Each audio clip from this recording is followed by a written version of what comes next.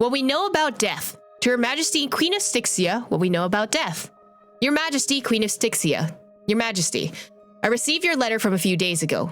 Truly, as you have stated, the immortal golden age has become a thing of the past since the birth of Thanatos and Amphoreus. I believe that we shall never return to that era again. I'm aware that faith in death held by Idonians is viewed with trepidation by other city-states.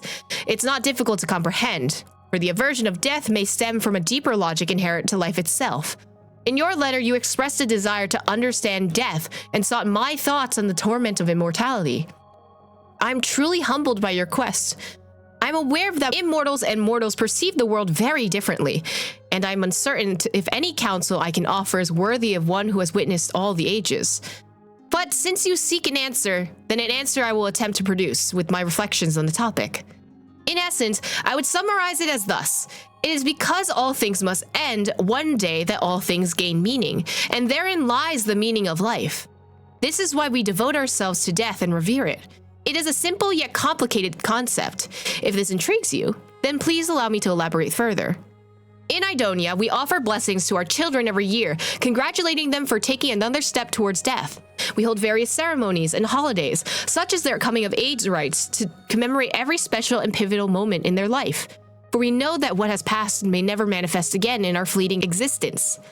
We make heartfelt farewells to our loved ones at departure, wish for one more tomorrow with each other at the end of the day, and whisper goodnight before we're taken by our nightly dreaming.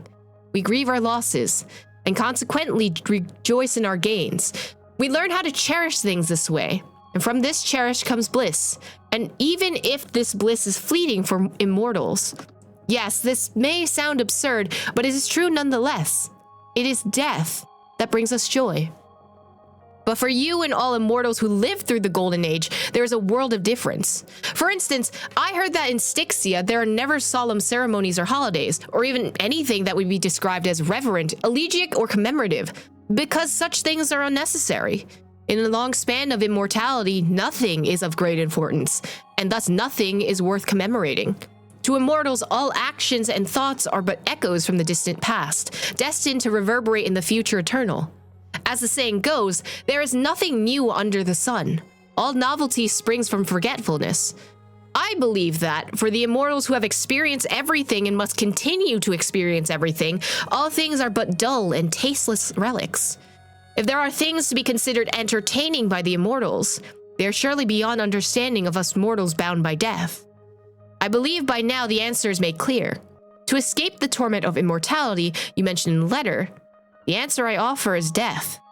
From the moment Thanatos first walked the lands of Amphoreus, philosophers have argued that immortality is but a curse, and that extending life in essence is but repeating the mundane. In fact, those who held such views may have the founders of Idonia himself. Under the threat of death, we weigh every choice carefully, for each choice implies something irreversible and irrevocable.